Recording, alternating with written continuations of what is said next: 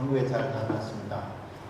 어머니 84세 되신 어머니가 이제 다음 달에 양쪽 무릎 수술을 하셔서 호흡 잘못되면 이제 거동이 거의 뭐 집 안에만 계셔야 될지도 모르기 때문에 제가 허락해 주시고 우리 가운데 교회 잠깐 뵙고 다녀왔습니다. 어머니가 84세 되셨는데 저를 보시고 어머니가 그러셨죠. 너는 늙지 마라. 그리고 오늘 교회 왔는데 평가대실에 딱 들어갔더니 우리 주의자 선생님 저한테 이렇게 인사하셨습니다. 왜 이렇게 흰머리가 많아요? 하여튼 감사하고 여러분 잘 다녀왔습니다. 이번 토요일이 8월 15일인데 8월 15일이 대한민국 광복 70주년 되는 날입니다. 벌써 70주년이죠. 35년 동안 일제 치하에 있다가 그리고 5년 뒤에 6.25 한국전 있었습니다. 아무것도 없던 폐허의 나라, 그 나라가 지금은 어떻게 변했는가? 꾸준히 변해서 놀랍게 성장했습니다. 다른 나라의 도움을 받았던 나라였는데 지금은 다른 나라를 도와줄 그러한 나라가 되었지요. 숫자로 보는 이 대한민국을 보면 외환보유가 세계 7등, 그리고 2014년에 자동차 800만 대를 만들어서 230개국에 수출을 했습니다. 배를 만드는 이 조선산업, 조선소가 1등에서 6등까지 전 세계 1등에서 6등의 조선소가 대한민국에 있습니다. 20년 전에는 320등이었던 이 삼성 회사가 지금은 세계 8위. 중동과 아프리카 국민 45%가 삼성하고 LG에서 만든 한국산 핸드폰 사용하고 있습니다. 전 세계 바다를 떠다니고 있는 전 세계 대형 선박의 43%가 한국산이고요. 이처럼 지하철, 또 반도체, 인천공항은 세계 1위가 한국입니다. 말할 수 없는 변화들이 지난 70년 동안 있었고 지금 역시도 그러한 변화가 대한민국에서 일어나고 있다. 70년 전에 과연 이 나라가 이렇게 될 줄 누가 알았을까? 참 놀랍죠. 이처럼 천지가 개벽될 만한 그러한 사건, 그 사건이 오늘 우리가 읽은 본문에 있습니다. 오늘 읽은 본문에 보니까 아브라함과 아비멜렉이라는 사람이 언약을 맺는 그러한 내용이 있지요. 22절에 아비멜렉이 왕인데, 그랄 지방이라는 곳의 왕인데, 그가 그의 군대 장관을 대동하고 아브라함을 찾아왔습니다. 아브라함이 왕이 아님에도 불구하고 왕이 이 평범한 사람 찾아오지요. 아브라함 아직까지 자기 소유의 이름으로, 자기 이름으로 된 소유 하나, 땅 하나 없던 사람입니다. 그냥 남의 땅 빌려서 자기 양, 염소 이렇게 먹이는 아직도 거류민, 그냥 이민자, 떠돌아다니는 이민자의 삶을 살고 있는 이 사람에게 왕이 군대 장관을 데리고 방문을 했습니다. 단순한 방문이 아니죠. 무언가를 부탁하러 왔어요. 일반적으로 왕이 자기가 속해 있는 나라에 살고 있는 사람들에게 무슨 볼 일이 있으면 그 사람 왕궁으로 부르지요. 왕이 찾아가질 않습니다. 그리고 그러한 왕의 부름을 받은 사람은 대단한 영광으로 생각을 하는데, 오늘은 왕이 군대 장관을 데리고 직접 이 사람, 떠돌이 이민자 땅 하나 소유 없는 이 사람을 찾아가는 일이 있었습니다. 무언가 부족하기 때문에 왕이 자기에게 무엇인가 부족한 것이 있어서 찾아갔는데 그게 무엇인가? 22절, 23절에 말씀이 있습니다. 그때에 아비멜렉과 그 군대 장관 비볼이 아브라함에게 말하여 이르되 내가 무슨 일을 하든지 하나님이 너와 함께 계시도다. 그런즉 너는 나와 내 아들과 내 손자에게 거짓 대일 행하지 아니하기를 이제 여기서 하나님을 가리켜 내게 맹세하라. 내가 네게 너한테 후대한 바로 너도 나와 네가 머무는 이 땅에 행할 것이다. 이 말을 한 시점 22절에 시점이 나와 있는데 그때에 라고 말씀하고 있습니다. 여기서 말씀하는 이 그때 이 이야기의 시점은 어느 때인가? 바로 앞에 절 내용에서 이삭이 태어난 이삭이 어머니의 젖을 뗀 날을 축하하는 내용이 그 앞에 있습니다. 일반적으로 이스라엘 사람들은 아이 모유 수유를 3년에서 5년 하는데 우리가 짧게 봐서 3년으로 보면 지금 아브라함 나이가 103세이지요. 지금 아브라함이 103세인데 하나님께서 아브라함을 75세 때 부르셔서 내 고향을 떠나라 말씀을 하셨습니다. 그리고 계속 75세 이후에 고향 떠나서 자기가 가지고 있는 소, 염소, 양, 이거 먹이느라고 이쪽에서 풀 다 뜯어먹였으면 또 다른 데 옮기고 이렇게 하는 유목민의 삶을 지난 약 25년, 30년 동안 이렇게 계속 돌아오고 있는 이 사람에게 왕이 왔습니다.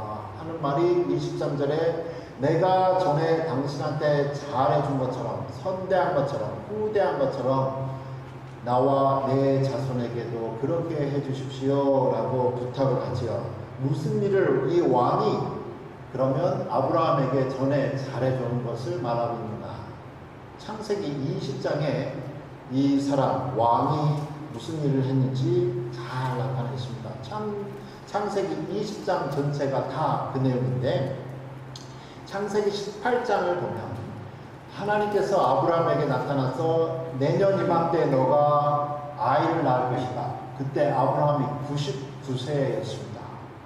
그리고 창세기 20장에 보니까 아브라함이 또 다른 곳으로 이사를 가게 되는데 그곳이 그랄 지방, 바로 이 아비멜렉이 왕으로 있는 그곳에 이사를 가게 되지요.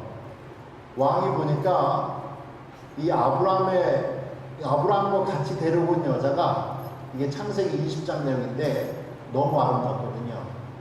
그때 부인인 줄 몰랐습니다. 사라 나이는 90세. 그리고 아브라함은 99세. 또 아브라함이 하는 말이 내 부인 아니에요. 여동생입니다. 또 사라도 하는 말이 내 남편 아니에요. 우리 오빠예요.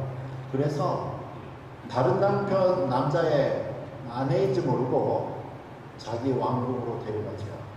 그날 밤 하나님께서 꿈속에서 나타나셔서 저 여인은 다른 사람의 아내다. 그리고 그 남편은 나의 선지자니까 건들지 마라. 건들면 넌 큰일 난다.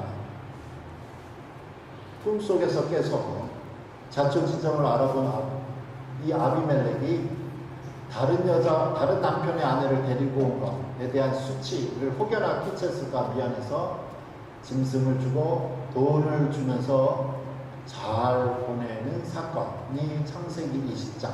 바로 지금 아비멜렉이 아브라함에게 말하는 것. 내가 4년 전에 당신과 당신의 부인에게 잘한 것처럼 이제 나와 내 후손에게 잘해 주십시오라고 말을 하고 있습니다. 분명히 4년 전에 창세기 20장에서 아브라함이 99세 때 자기 부인도 부인이라고 말 못하고 내 여동생이라고 말하면서 자기 부인을 빼앗겨야만 했던 이 사람, 그리고 뺏었던 이 왕이 지금은 왜 무슨 일이 있어서 4년 만에 반전이 되냐, 역전이 됐는가 이거죠. 더 나아가서 오늘 본문 25절을 보면 아예 지금은 오히려 아브라함이 왕에게 큰 소리로 책망하는 내용이 있습니다. 25절에 아비멜렉의 종들이 아브라함의 우물을 빼앗은 일에 관하여 아브라함이 아비멜렉을 책망하며 4년 전에는 아브라함이 아비멜렉이 무서웠습니다. 벌벌 떨어져서 자기 부인도 여동생이라고 했던 이 사람이 지금은 겨우 우물 하나 가지고 아비멜렉의 종들이 자기 우물 빼앗은 거 가지고 당신의 종들이 이랬습니다 하고 책망하는 이 지경까지 어떻게 오히려 왕보다 더 높아 보이는 그러한 상황까지 되었을까? 이렇게 왕에게 책망을 하니까 26절에 왕이 말하기를 나는 듣도 보지도 못했습니다. 처음 듣는 얘기입니다. 이런 얘기를 하지요. 그러면서 27절과 34절 내용에 아래에 왕이 부탁하기를 당신과 나 사이에 약속을 해서 우물 하나 파자. 그리고 약속을 하나 하자. 너와 너의 후손이 나와 우리의 후손을 건드리지 않겠다. 그리고 약속에 하고 우물 하나 팠는데 그 이름을 부엘세바라 불렀습니다. 그 뜻은 맹세의 우물이다. 그리고 이 부엘세바가 나중엔 지명이 되는데 이스라엘 남쪽 최남단 하나님께서 나중에 400년 후에 모세에게 땅을 주고 경계를 줄 때 최남단에 해당하는 이스라엘 최남단에 해당하는 지역 그것이 바로 이 부엘세바 이 지역이 되지요. 고작 4년 전에 아브라함은 이민자로 그 땅의 왕 그라를 무서워했는데 지금은 오히려 왕이 와서 무릎 꿇고 왕에게 호통쳐야 되는 이 아브라함의 이 변화들 평화 협정을 맺는 이 모습을 보면서 참 묘한 생각 들었습니다.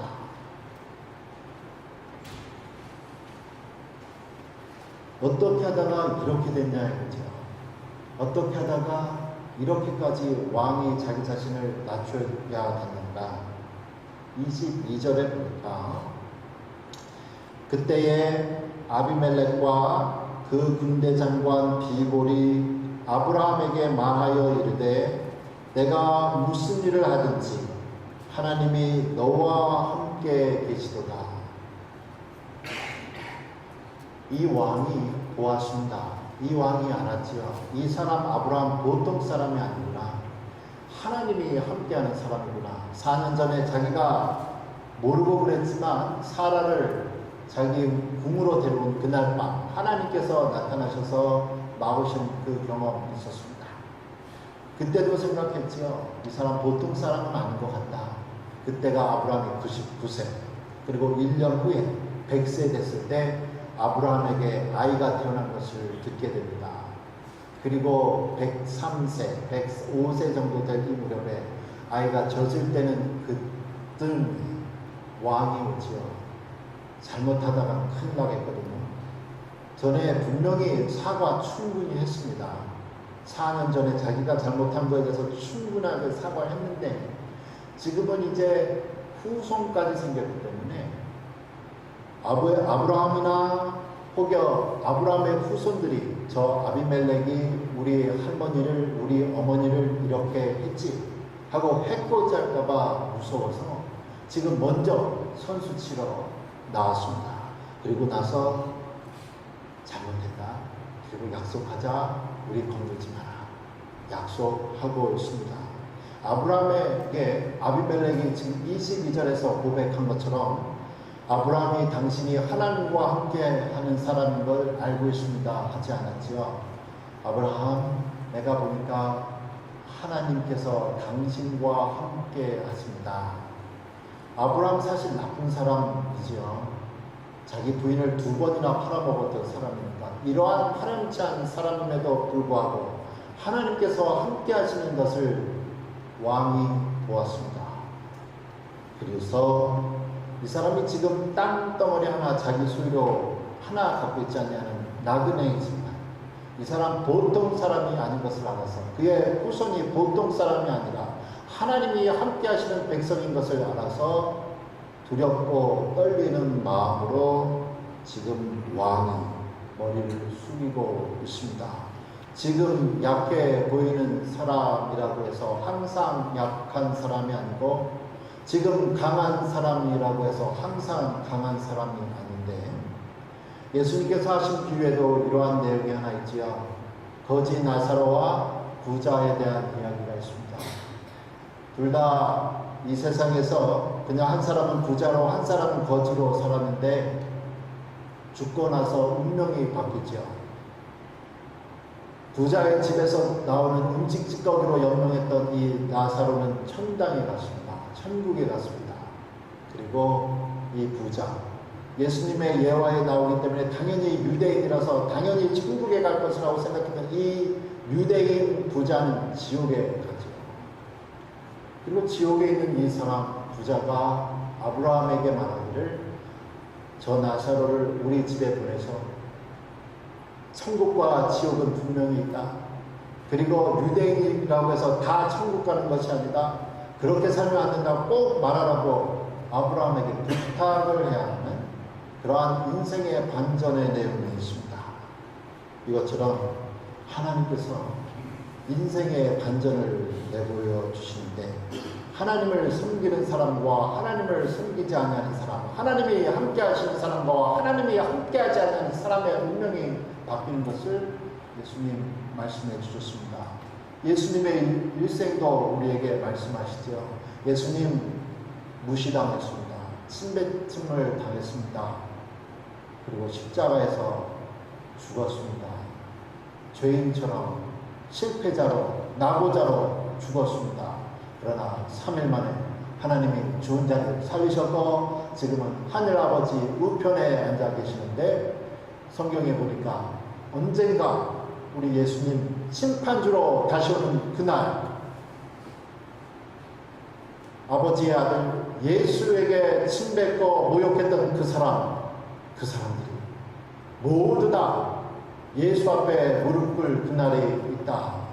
인생의 반전이 되는 날이 있다. 말씀하고 있습니다. 성경은 계속해서 말씀하시죠. 예수님은 우리의 형제다. 예수님이 우리의 형제다. 그리고 성경은 말씀하시기를 우리는 하나님의 아들 예수의 피로 값을 주고 산 하나님의 자녀다. 말씀을 하고 있습니다.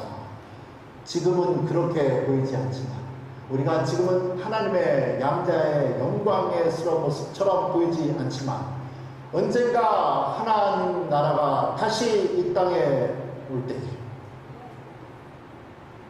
하나님께서는 우리를 들어서시고 오늘 본문에서 강대국의 왕 그 사람이 땅덩어리 하나 없는 아브라함에게 무릎 꿇은 것처럼 그날 온다. 이 세상 사람들이 우리에게 무릎 꿇을 그날이 온다. 말씀하고 있습니다. 아비멜렉 왕이 아브라함에게 말했습니다. 당신은 하나님이 함께 하시는 사람이다. 하나님도 우리에게 오늘 말씀하시죠. 나는 너희와 함께한다. 2000년 전에 예수님이 이 땅에 오셨을 때 하나님께서 천사를 통해서 이 하나님의 아들에게 이름을 주었습니다. 2000년 전에 마태복음 1장 23절 말씀에 보라 처녀가 잉타하여 아들을 낳을 것이요 그의 이름은 임마누엘이라 하리라 하셨으니 이를 번역한즉 하나님이 우리와 함께 계시도다. 그 하나님 여러분 함께 하십니다. 여러분과 함께 하시는 하나님 보시고 지금 여러분의 형편 보지 마십시오. 가진 것이 없는가 서글플 때 많지요. 이번에 여름에 한국에 갔더니 우리 아이가 이제 고등학교 1학년이 되는 큰 아이가 한국이 좋대요. 한국 좋은 점 뭐냐 물어보니까 제 아내를 통해서 들었는데 한국 사람이 너무 많아서 좋대요. 이곳에서 소수민족으로 살아간다 보니까 이 아이도 한이 맺혀가지고 어디 가나 한국 사람입니다. 여러분, 우리가 이 땅에 살지만 우리 소수민족이죠. 그날 가면, 하나님 나라에 가면 우리가 머저리티. 그날 생각하시면서, 그날 바라보면서 하나님과 함께 하시는 여러분의 하나님 믿고 힘 잡으시면서 오늘도 담대하십시오. 하나님께서 은혜를 주시기 원합니다. 아브라함에게 약속하시고 성취하신 그 하나님이 여러분에게 말씀하신 그 약속들 반드시 이루심으로 성취하시는 귀한 은혜 하나님, 함께 하시는 하나님, 동행하시는 하나님, 여러분 반드시 사용하시길 그 하나님 소망하면서 하루하루 살아가는 복된 성도의 삶 되시기를 축원합니다. 기도하지요. 살아계신 우리 하나님 아버지,